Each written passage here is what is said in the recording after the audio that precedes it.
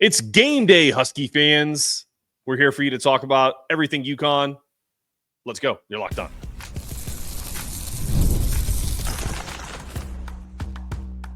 You are Locked On UConn, your daily podcast on the UConn Huskies, part of the Locked On Podcast Network, your team every day.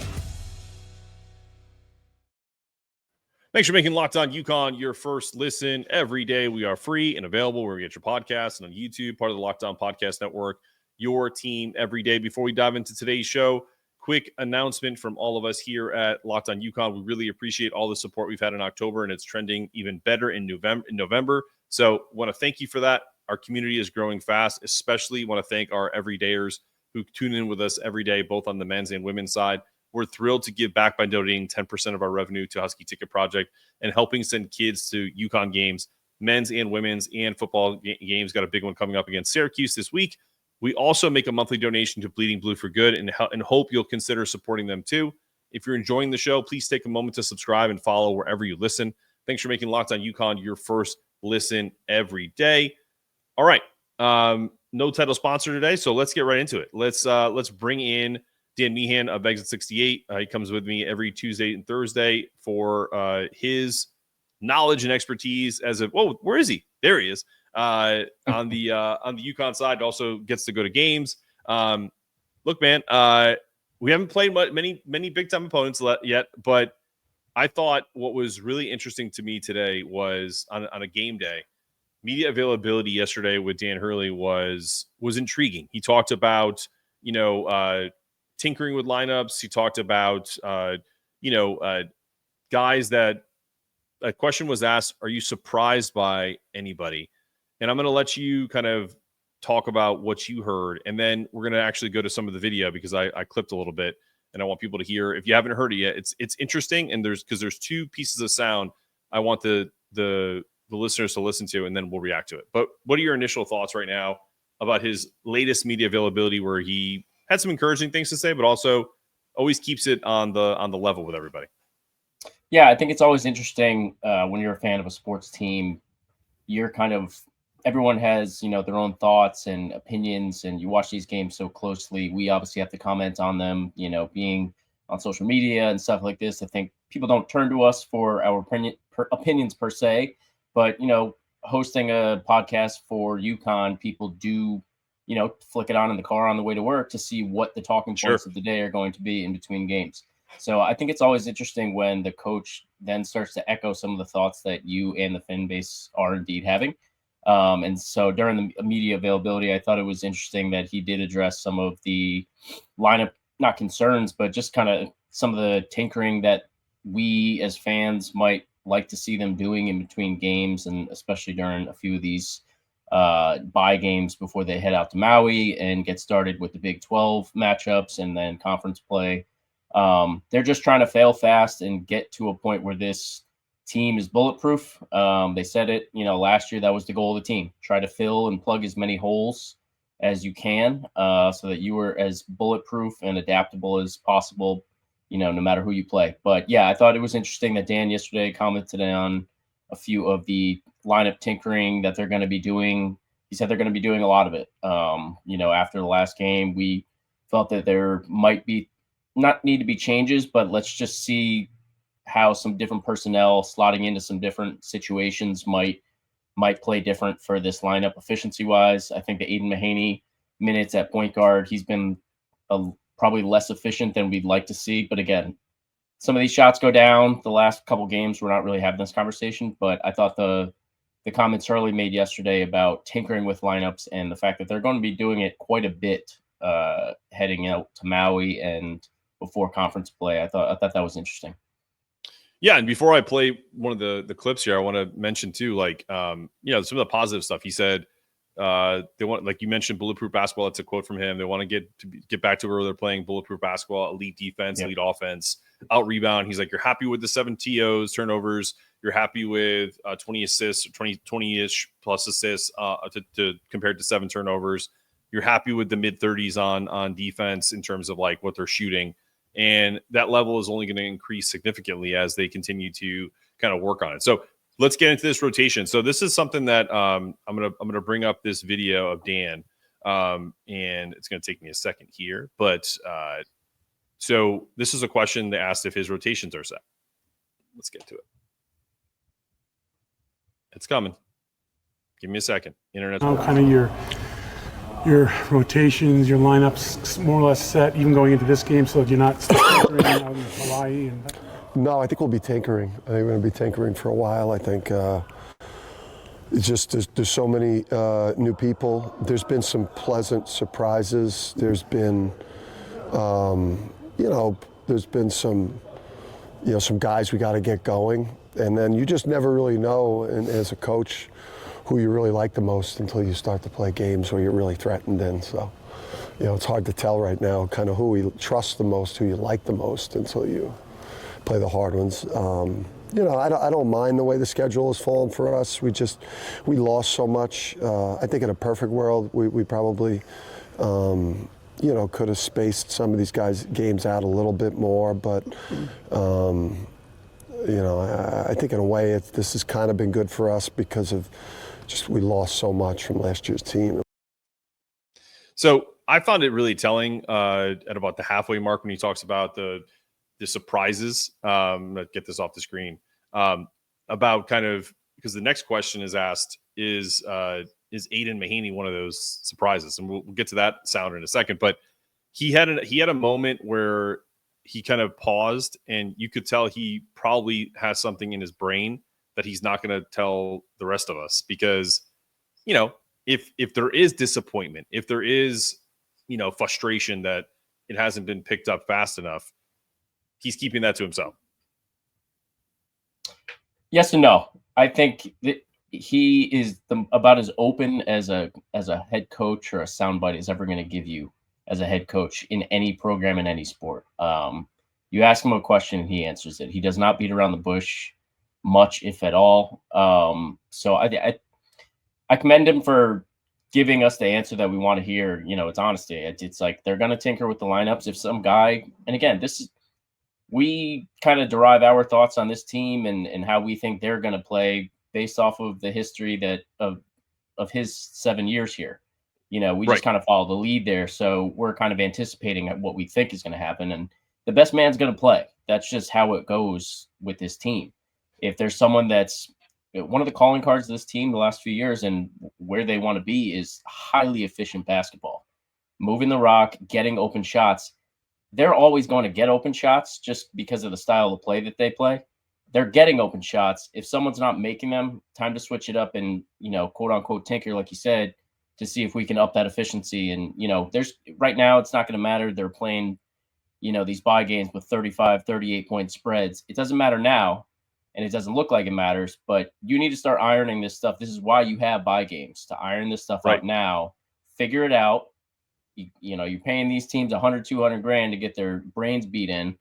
You're supposed to win by 40, but you need to be shooting 55% in these games and looking damn good so that when you go up against an Alabama or, a top 10 team in Ken Palm and, in the Big 12 matchups and in the regular season for conference play, there's going to be games. I'm telling you right now, it's not going to look like it has the last few years. They're not going to be winning these conference games by 25 points, maybe a few of them, but they need to figure out the efficiency stuff now so that, when the time comes and they're playing a close game, they can call upon a guy that's on the floor.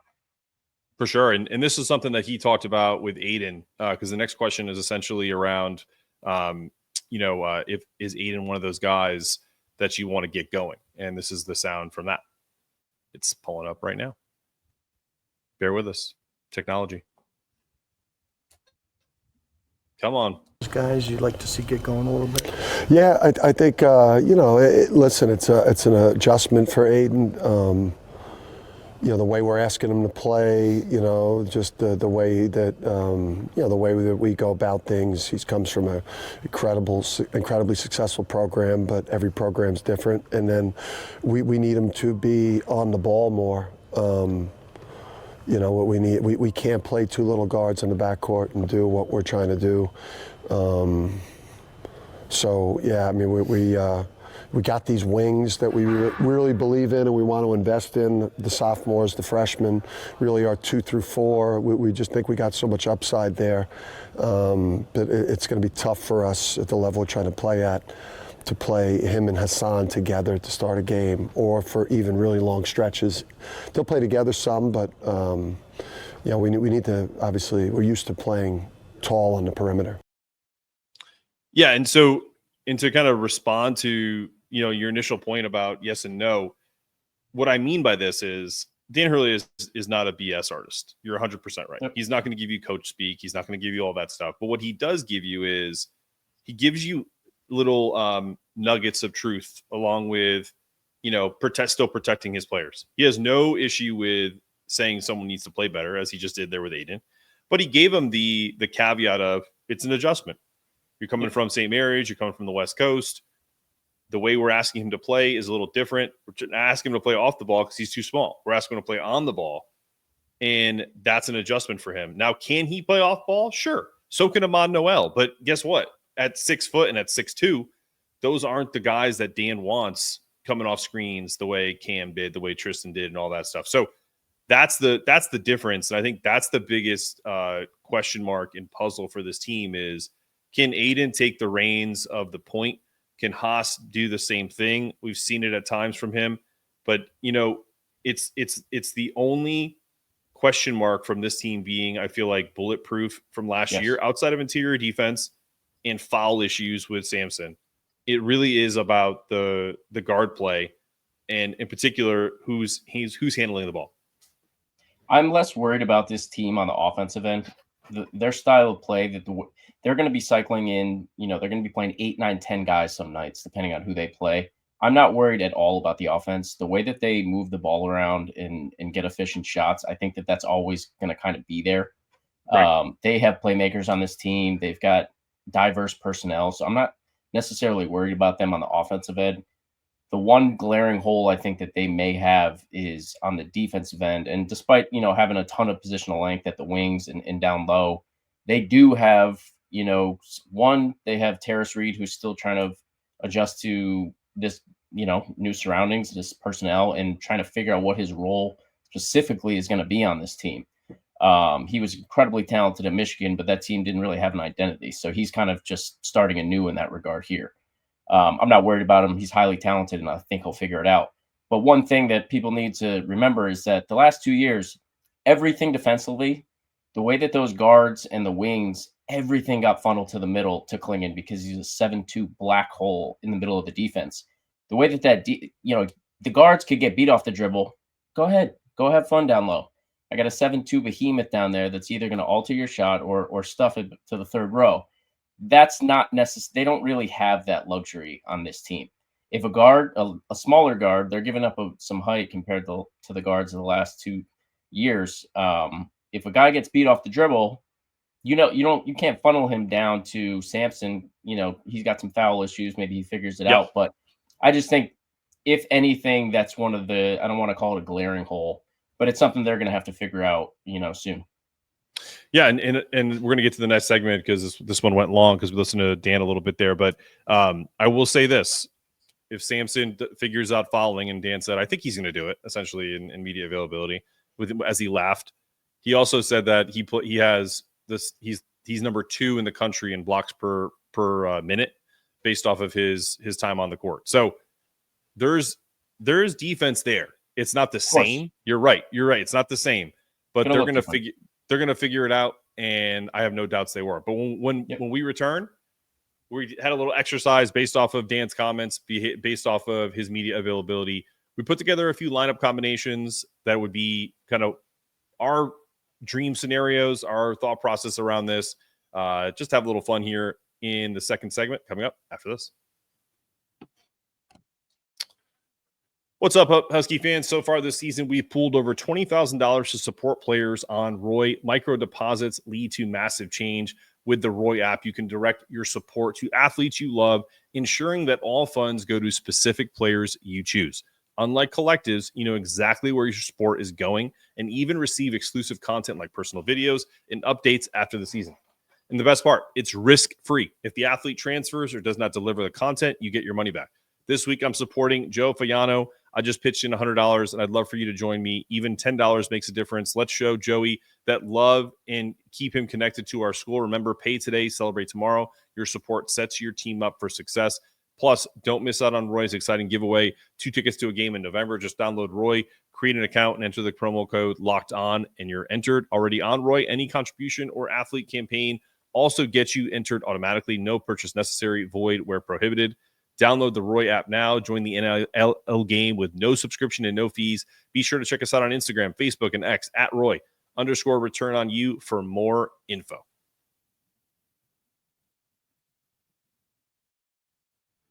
All right, you're back on Locked On UConn with your host, Mark Zanetto and Dan Meehan of Exit 68 with us Tuesdays and Thursdays.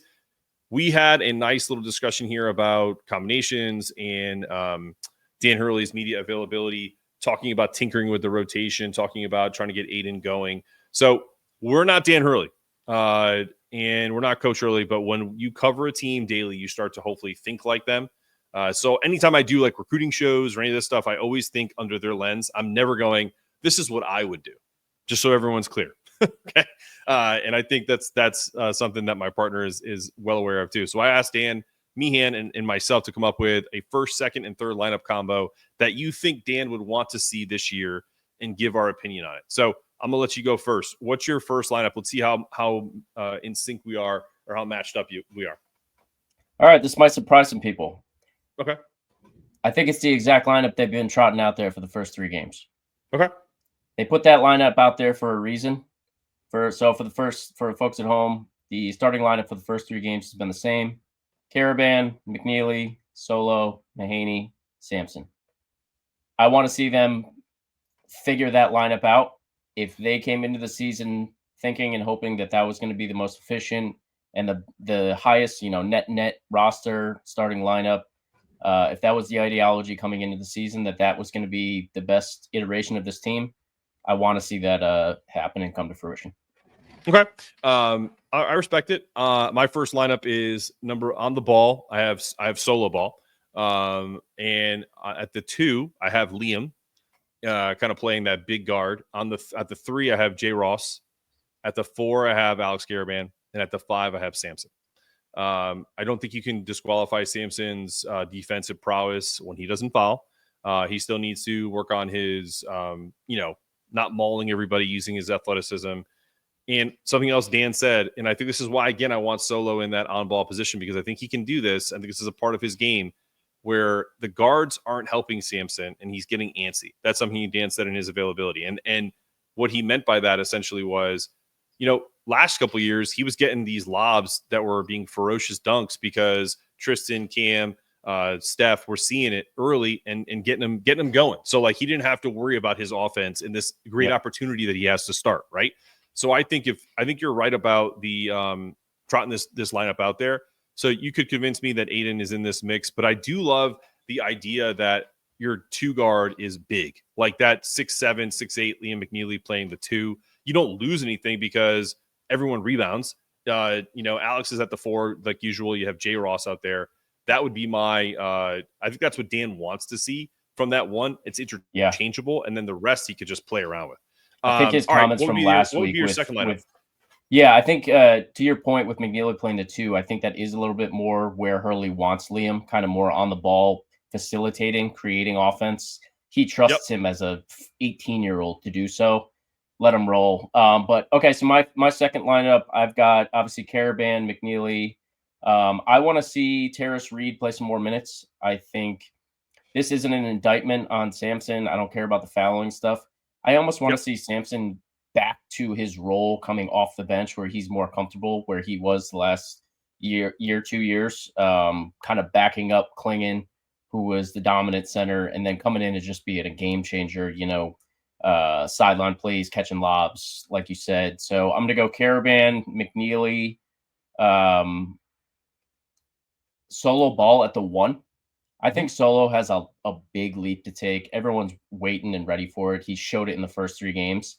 He's been a really good spark plug. He's been great coming off screens, but I think Solo's really good with the ball in his hands. I think he can create, and I think he's ready to step up. So Solo at the 1. I've got Karaban at the 2, or McNeely, call it how you want. So Karaban, McNeely at forwards, Tarris Reed at the 5, and then I've got Jayden Ross, our boy, who I've been very bullish on Twitter.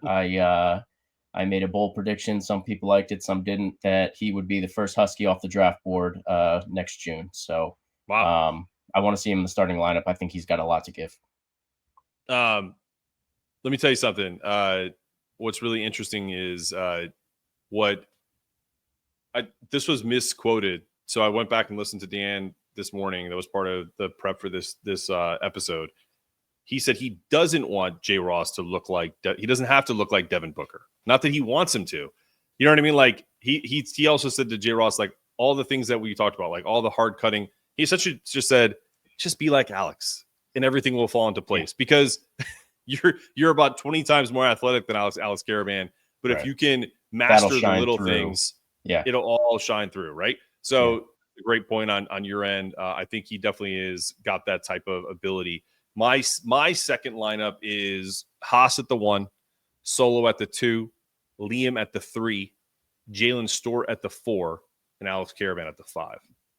Okay. And there's a few different combos that you can go in there. Small ball, wing heavy, athletic. You got your senior grad student point guard to make sure that nothing crazy happens. You got shooters everywhere else, and Haas is a capable shooter as well. I think Hurley had some incredibly hilarious comments in that media availability about Hassan. He's just, not to cut you off, but he said having Hassan Diarra, a 5th-year senior who's seen everything that you possibly can in college basketball, coming off your bench. He said it was like having a cot in his office. It's just so comfortable. A warm blanket. He used about 14 different euphemisms, and he was just like, "All right, someone stop me before I say something stupid." Could have kept going, and they all just laughed. A testament to how great of it and just the insurance blanket having Hassan Diarra come off the benches. For sure, and I think this is this is my version of it, but I think you could, if you install Alex at the 5 in certain situations where they don't have a dominant big man or they don't have a big time inside presence, you could literally have a bunch of kill shots, a bunch of Huskies, as Evan Maya talks about, like these 10-0 runs that really put people in these droughts, because that team that I just trotted out there is fast, it's agile, it still rebounds, it's still going to be disruptive on the ball. So that would be some machination of that is what I want. All right, last one, a third potential lineup for you, and then we'll move on. Yeah, I like that lineup a lot. I'm going to make one change. So I'm going to go with Hassan at the 1. I'm going to go Solo at the 2, Liam at the 3, Jay Ross 4, and Karaban. Oh, so I guess you had the same 5. Instead of Jayden Ross, Stewart at the 4. Got it. Okay, so I'm going to go Diarra, Solo Ball, Liam, Karaban, and Tarris Reed. So I'm going to keep one natural big out there, and then go wing heavy the rest of the lineup with some, Hassan running the point. Comfortable with him, kind of leading the charge. You ready for my third one? This is the wildest one. This is my favorite one. Because there's something about Ahmad Noel that makes me want to see him play more minutes. And it's nothing against Haas. It's nothing against Aiden. It's just, and I know that Dan Hurley, because he even said this too in media availability. He said, someone said, with so much talent, is it hard to not play guys? And he said, well, the wings are pretty competitive. He's like, if the rookies or the freshmen made less mistakes, it'd be a lot easier to play him. So I feel like Ahmad's that type of kid that eventually he's going to be undeniable. And he hasn't made many, if any, thus far. In limited minutes. My on the ball is Ahmad. I have him at the 1. At the 2, I put Jay Ross. At the 3, I put Jaylin Stewart. At the 4, I put Liam. At the 5, I put Alex. So it's another small ball lineup with a bunch of speed and a bunch of capabilities. We'll see that eventually. This is a really good problem to have, like quote unquote tinkering. We're going to see some wild lineups out there this year, whether if Sampson and Tarris both find themselves in foul trouble, or if they're just bored up 30 points, we're going to see some fun lineups out there. And I'm excited to see how they pan out. For sure, man. Well, listen, when we come back, we're going to do a quick little preview of the East Texas A&M, used to be Texas A&M Commerce. Don't know, not really. I looked it up. I could not find where why they changed their name this season, kind of randomly. but I'm here for it. And we're going to talk about them and why this could be the last time we play the Maui Invitational. We talked a little bit about that last week or yesterday, but we're going to talk about it again today. I love a great deal as much as the next guy, but I'm not about to wrestle an alligator just to save a few bucks. It has to be easy, no hoops to jump through, no headaches, no nonsense. That's why when Mint Mobile said I could get wireless for just $15 a month with the purchase of a 3-month plan, I had to see it to believe it. And you know what? It really is that easy. Honestly, the hardest part was waiting on my on hold to break up with my old provider, T-Mobile, by the way. Mint Mobile makes switching that much easier using their website, fast activation, no hidden fees, all their plans, including high-speed data, unlimited talk and text, and they run the nation's largest 5G network. You can even keep your own phone and number. So what are you waiting for? Go to mintmobile.com/lockedoncollege and grab your 3-month premium wireless plan for just $15 a month. That's mintmobile.com/lockedoncollege to start saving today. All right, you're back on Locked On UConn. I'm your host, Mark Zanetto, with Dan Meehan of Exit 68. All right, Dan. My biggest thing about this game is come out of it healthy, come out of it with a that's a number one. They're a 37.5-point favorite. This team averages 68.8 points a game. We average 92 points a game. They shoot it at a 44% clip. We shoot it at 53%. The numbers are, if this was a tale of the tape with fighting, it would be like forget Jake Paul and Mike Tyson. It would be, a human versus a gorilla. You know what I mean? Like, it's just like an animal versus like a lion versus a mouse. Like, it's just, whatever euphemism you want to use.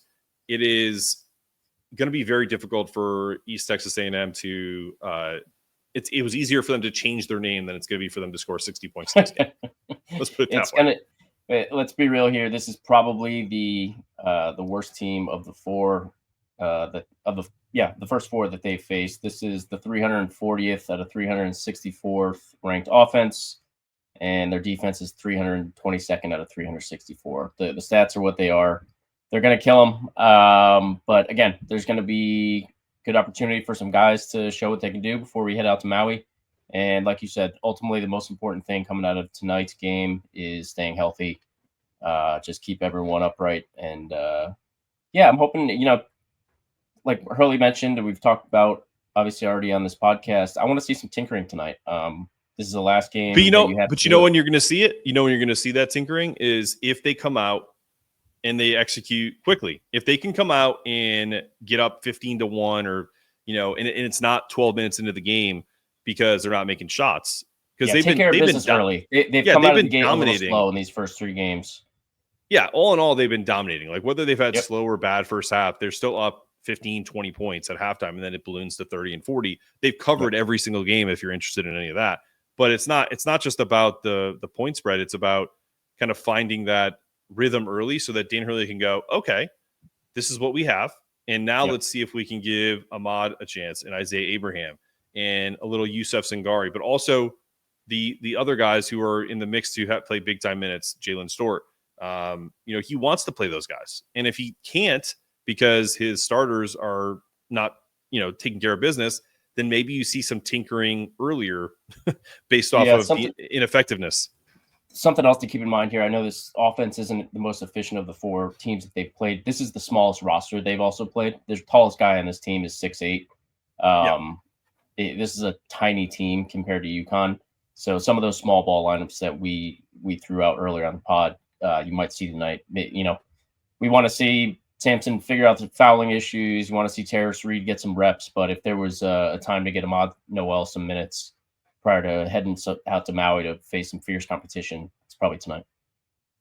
Yeah, and I don't want to spend too much time on East Texas A&M, because I don't think anyone cares. To be completely honest, it's no disrespect. It's like no one knows who they are. They're not a good team, and UConn should take care of business. But what I see from this and what I've seen from people on social media and taking from some of the stuff we did yesterday, which is this could end up being our last trip to Maui because of the way that the whole college basketball and college sport landscape has kind of evolved over the last few years. These MTEs, and if you don't know that acronym, it's a multi-team events, these preseason tournaments or whatever. they're not a money winner for the programs. They're a good opportunity to play good talent, and they are what fans want to see. But how many times do you not get what you want as a fan? So that's where this kind of world is going to. So that can be frustrating for not only UConn fans but college basketball fans as a whole. Scheduling is hard, and I'm going to say this because Dan Hurley and his staff could call all of the big time teams, and they could all still say no, or they could not come to an agreement that, hey man, we're not doing a home and home with you. You can come play us here, or we can find a neutral site, and that's not what Dan wants. If you want to play like a pseudo neutral site home and home with us, like we did with Gonzaga, that's attractive, right? If you want to play at home and home like we're doing with Texas, that's attractive. But to all the people that are like frustrated with these like 300 level teams that we're playing, just take that into consideration. If you don't think Dan Hurley is doing everything he can to get them the best competition to play, you just look at who they're playing next. Yep. Yeah, and you allude to the fact that some of these early season trips, these mini tournaments, if you will, we just saw the Champions Classic that Right. UConn was not involved in. I'll save that chat for another day. But I turned on that first game at 6 p.m. Eastern time. There was nobody there in Atlanta. Nope. Nobody. They panned to the crowd to see some of the alums and celebrities. It was like Kirk Cousins, Megatron, and a couple other guys, couple alumni from the schools. There was nobody in the stands. It's like, why do we put together this big charade of a mini tournament with these massive, incredible, prestigious basketball programs if no one's going to show up because it's not in anyone's home territory? Like, what's the point? Right. And it's expensive. But you talk about the bills stack up when you're paying these teams $100, $200 to fly across the country to get their brains beat in. We're flying, and not to mention that it's expensive, but the schedule is tight. They play tonight, and then they head out to Maui, which is about the farthest flight that you can make for a college basketball team, Connecticut to Hawaii, to play in 6 days. So 5 nights of sleep. The trip out there is not bad. They play Memphis on the 25th on Thanksgiving week. And then I think they play either 2 or 3 games in that mini tournament, correct? 3. If they win, it's a total of 3 games. No matter what, they're playing 3 games. Before flying home on November 30th to play Maryland Eastern Shore at home. So 3 games in 3 days, fly home from Hawaii and play 1 day later. So that's a lot of basketball in a short amount of time. Yeah, and it's you mentioned like the cost. Like, how much is it? Like, forget about the buy games. Like, how much does it cost with all the expenses that UConn has to use? And there's not a lot of, and as Benedict said in his interview with, or his availability with Borges, he was talking about how there's not a lot of NIL opportunities to in these MTEs, especially in Maui. The event only holds 2,500 people. It's a really cool, quaint event. It's not a moneymaker at the gate, right? You don't get like that revenue share on the gate. You also don't get NIL opportunities for the players. Like they don't get a lot of money from the packages. Like I know like 2 people from our Twitter fan base that are going to the event. But we know a ton of people that are going to the Gonzaga game. You know what I mean? So that's the difference. Is like they're gonna be a little more strategic on these. Preseason NIT, maybe Champions Classic, turning that into a triple header, whatever it ends up being. UConn was in Monaco before the season started last year. I know that's not a cheap trip. Sending 30 guys out there to Monte Carlo and Monaco on yachts. Listen, I don't think anyone's crying. We're the sons of the poor here, and like but at the same time, with the House committee's revenue sharing model that's going to happen as soon as that gets settled, that's more money you got to shell out to kids. So it is a business, and people need to understand that more. Like take away your childhood frustration of like, I want this and I want it now. It's like, guys, like take a step back. It's a business. It sucks. We all have to deal with it. The university is going to continue to make money. We're not worried about that. College is very expensive these days. The number 1 university in Connecticut is going to continue to make money. I'm not worried about that. I don't think anyone is, but these things are in buckets. They need to, make sense financially. Our coach is very expensive, as we all know now. Get what you pay for. Exactly. Last year, if people were paying attention to the Hartford Courant, they did a feature on some of the ways that David Benedict and his staff needed to get creative and they took out literal insurance policies betting that they would win the national championship to cash in on those insurance policies to help pay for Dan Hurley's salary, what it was last year.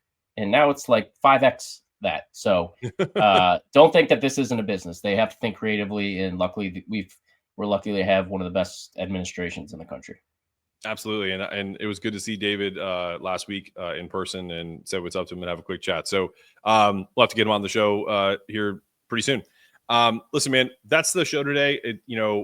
Game tonight. If you're going, be loud. If you're not going, not saying you, I'm saying the fans. Like if you go and be loud, I don't want to see Alex Karaban having to like tell everyone to get up because they're frustrated that no one's, sitting on their hands because you guys are playing, Texas A&M, Corpus Christi, or whoever the hell we're playing. Just be loud for them. They've won 2 straight national championships. They deserve it. I'm going to keep saying that every single freaking show. People can be mad at me all they want. I don't care. Because if I was there, I'd be one of the loudest people there. If I was in the media, I'd probably still just going to keep quiet because you're not supposed to go crazy in the media pit. But you hear what I'm saying. Just do your best to make sure that what does Dan say? Toughness meters are rising. We say that at the end of every show. Just do it for us here. I mean, do you agree with that? I mean, I can't. I don't care if we're playing a college that changed their name last week. Foot stays on gas. Yeah, that's it. Like, that's all we want, guys. Please, just do it. That's all we have for you today. For Dan Meehan, I'm Mark Netto. Make sure that you guys are loud and proud today. Go Huskies.